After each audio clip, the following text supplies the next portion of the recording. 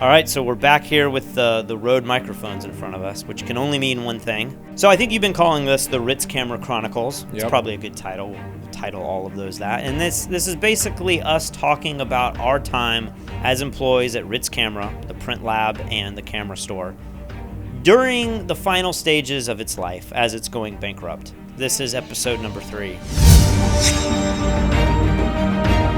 So the story I want to start off this episode with is just talking about some of the creepy guys that came in and either developed film that had just straight up porn on it, or they had their first digital camera and they were shooting, also porn, but it might have had more of a like theme. It might have been like artsy, you know? They made the porn black and white, you mean? No, but they would have a girl who clearly was, when I say porn, I'm talking about P in the V? P in the V, and it's like them in action. That doesn't happen. Okay. You never had this happen? I think the perverts all went to the other store that you worked at that was in the mall. That was like a shadier part of town. North Charleston, yes. North Charleston. I worked at the fancy Mount Pleasant store before we ended up getting transferred to the same store and meeting each other. So I had one girl come in. She was kind of attractive. And she asked me, she was like, hey, is there anywhere around here that I can print my own photos? And I said, well, what do you mean print your own photos? And she was like, that I myself could like run the machines and stuff and print the photos. You're like, you want an application? You want to work here? Is that what you're saying? I knew exactly what she meant. She wants to print photos where no one but her will see the images being printed. So I don't know what I said, but I was trying to be smooth or something, and I was like, I'll take care of it. Maybe I was like, no, there's nowhere in town that can do that, but I personally, that was your line. That was your something like that. Yeah, she was. I mean, she was fairly attractive. Certainly much better than the perverts coming to your store. And so I edited her pictures, and it wasn't artistic.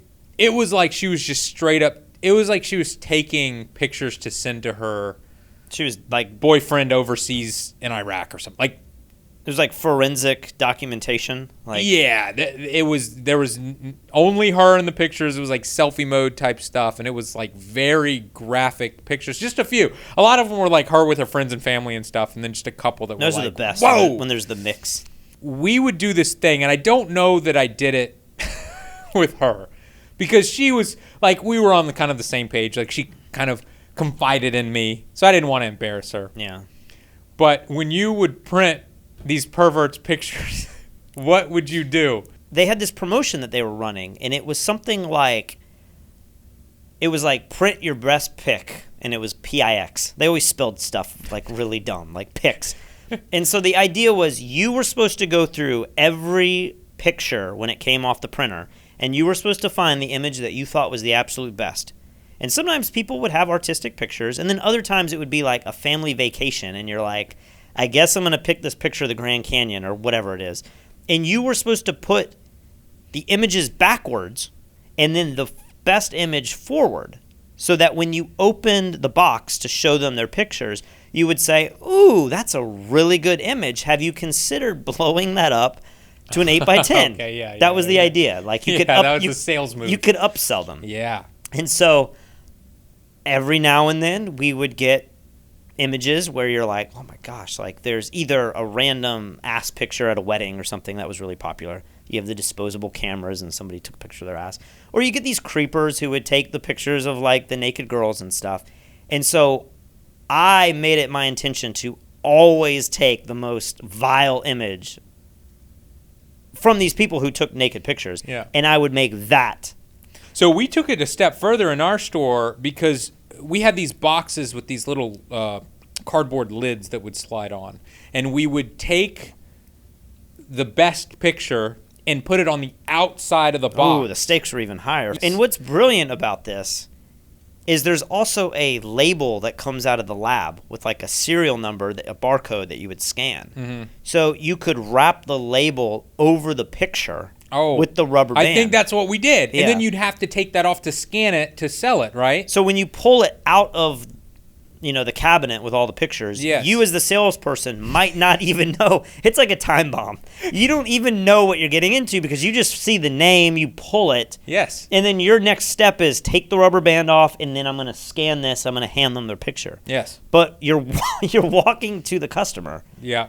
It's and then you're pulling. It's like one move. You're pulling it off to scan, and then handing, and then you're looking and going. There's a black and white dick right there. Like, what do I do? Do I hand it? Do I cover it up? Like, yeah. I assume it's their picture. But see, in Nashville, ours was you didn't know anything, so you're just like most of the time the customer would open it up. Okay. So yours was actually a better system because like it's right there. Everyone acknowledges it.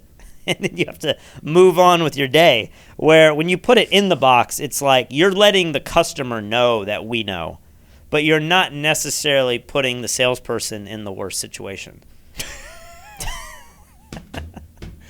Oh, man, those were the good old days. I think I remember now when the girl came back, I checked her out.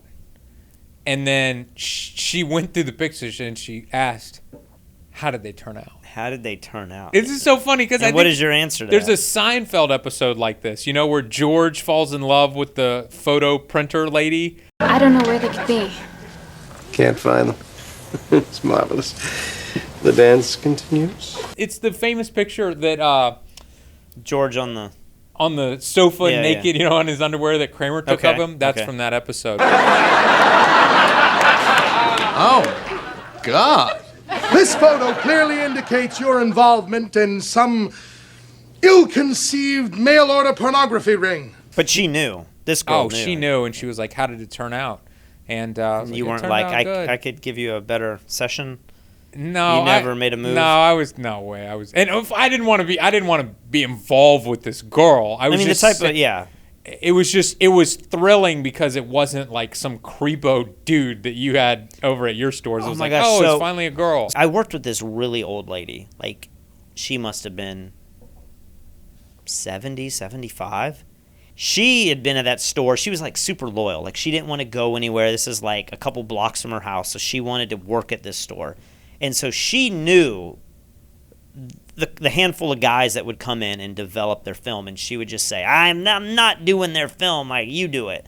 And so there was like two, like, I was the new guy, and there was another guy that worked there, and I was like, I mean, at this point, like, I don't mind seeing something interesting. It makes my day a little more exciting. Yeah, that was like only thing that kept me going. You would develop this film, and like, it always blew my mind what was on the film because, like I was saying earlier, film, it's like, you take a picture. There's no delete button, So I would develop film, and it would be like this guy with the girl, and they're at a wedding, and they're like on vacation, and then it'd be like, boom. George, that's it. Come on, give it to me. Come on, work it. Oh, yeah, own it. You'd come up with these little games, and it'd be like, I'm going to print 10 of that image and stuff it in there. And then I know Miss Mary she won't print the film, but she'll ring him up, And so I was like, I'm just going to put like 10 extra pictures in there so that he knows.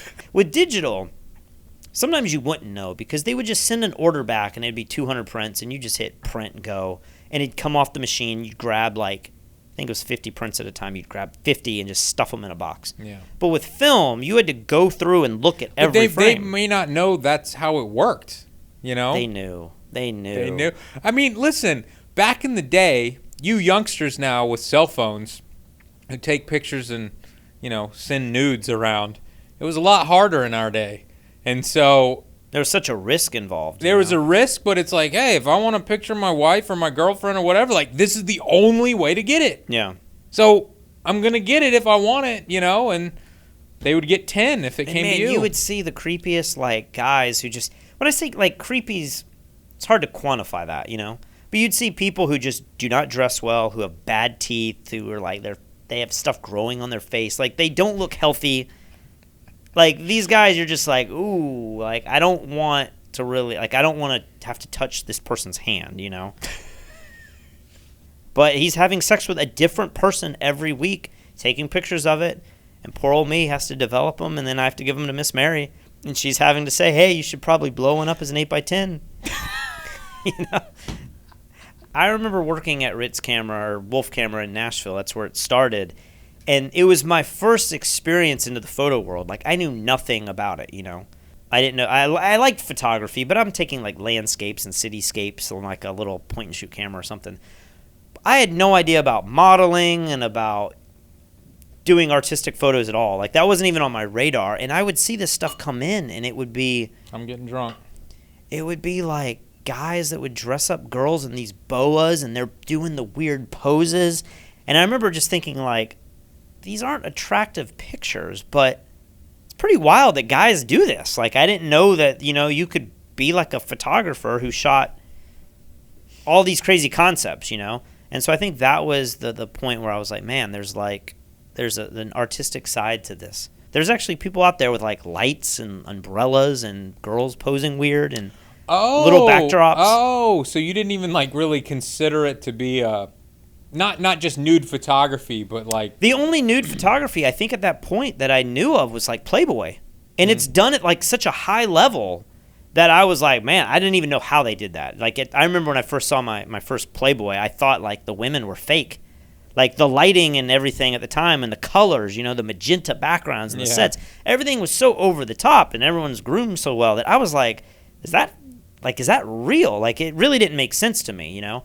And then I saw this other world where it was done on such a low level and there's still the umbrella, like, in the frame. Yeah. And I was like, man, like, I didn't even know what lighting was, but it kind of made sense that, like, oh, they're using lights and hot lights and stuff to light these people, but they look awful. And it's like 18 millimeters and they're, like, warped, you know? Like, it's so bad. So maybe, in a weird way, those perverts changed your life for the better. And those It's possible. horrific, ugly, nude women helped you become the photographer and businessman you are today. It's very, very true. Very possible. On that note, I think we should end this Ritz Cameras Chronicles episode. Stay tuned because we have many more crazy stories. This one was all about just developing ridiculous pictures. Yeah, if you but have any stories, I mean, most of our audience is probably so young now, but, like, if you've ever sent a nude picture to have printed in a photo lab, leave a comment in this video. Yeah, I want to know what type I of would love to person hear you some are. other stories and know what kind of person you are. Exactly. Because I know you're out there. I've seen you. I've literally seen you. I know you're out there. And you changed Patrick's life for the better. If you haven't already, make sure you subscribe. We have more videos like this coming out. And, of course, you can head over to fstoppers.com for more daily free content that's photography related. It's a little bit more serious than this. And you can head over to fstoppers.com/store to check out our full-length photography tutorials.